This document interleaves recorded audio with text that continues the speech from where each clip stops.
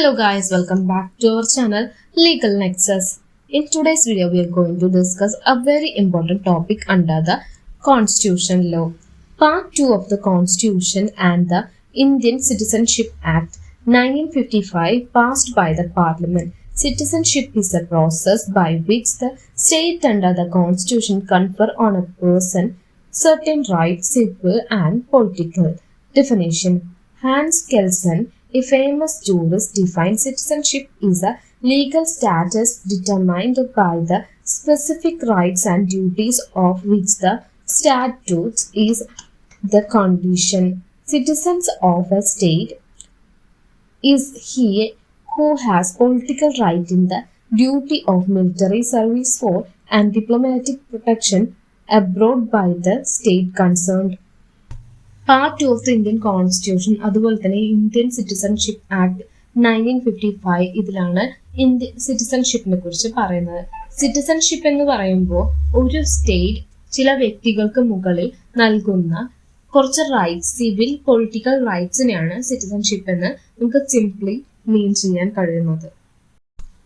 In Black versus Pouch, it has been defined that citizen in the popular and appropriate sense one who by birth, naturalization or otherwise is a member of an independent political society called a state, kingdom or empire and such as subject to its laws and entitled to its protection in all high rights incident to that relation.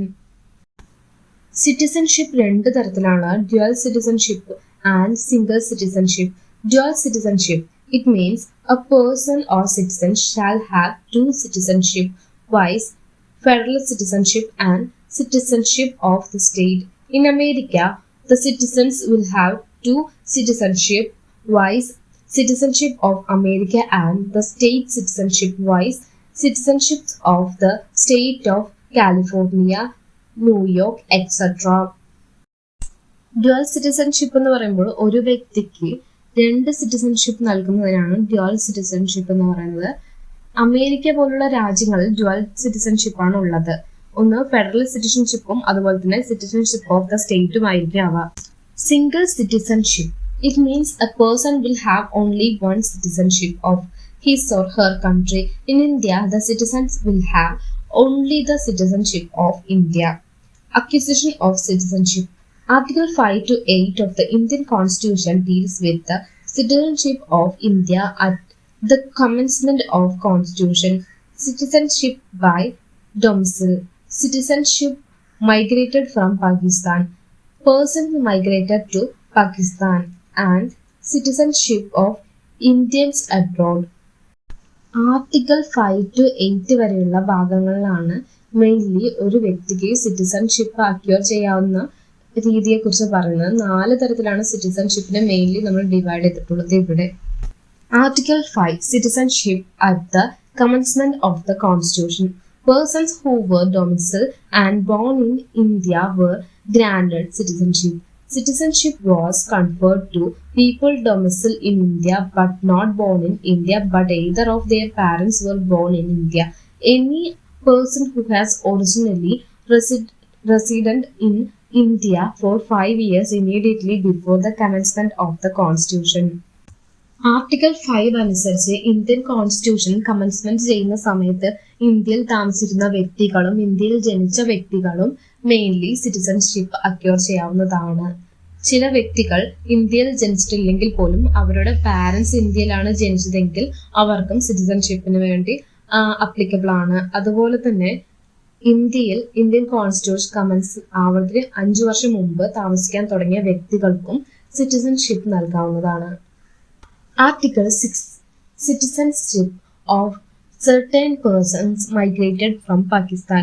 The article confers the status of citizen to people who migrated to India from Pakistan. Whoever migrated to India before 19th July 1949 was considered a citizen of India if one of his parents or grandparents were born in India. Both the conditions must be satisfied. People who migrated to India from Pakistan after the above mentioned date were required to go through the process of registration. Article 6 പ്രകാരം ഇന്ത്യയിലേക്ക് പാകിസ്ഥാനിൽ നിന്നും കുടിയേറിയ വ്യക്തികളുടെ സിറ്റിസൺഷിപ്പിനെ കുറിച്ചാണ് പറയുന്നത്. 19th July 1949 ഉള്ളിൽ ഇന്ത്യയിലേക്ക് കുടിയേറിയ പാകിസ്ഥാൻ വ്യക്തികൾക്ക് സിറ്റിസൺഷിപ്പ് നൽകാവുന്നതാണ്. ഇൻ കേസ് അവരുടെ പാരൻസോ ഗ്രാൻഡ് പാരൻസോ അവരിൽ ആരെങ്കിലും ഒരാൾ ഇന്ത്യയിലാണ് ജനിച്ചതെങ്കിൽ മാത്രം. അതുപോലെ തന്നെ ഇങ്ങനെ കുടിയേറിയ വ്യക്തികൾ പ്രോപ്പർലി രജിസ്ട്രേഷൻ പ്രോസസ്സിലൂടെ കടന്നു പോകേണ്ടതുണ്ട്. Article 7. Citizenship of certain persons migrated to Pakistan. It states that those who migrated from India to Pakistan after March 1st, 1947 but subsequently returned to India will be considered as citizens if they came with resettlement permit.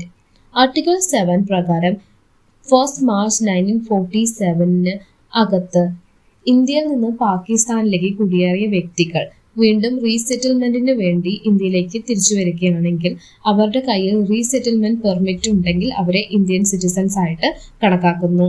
Article 8.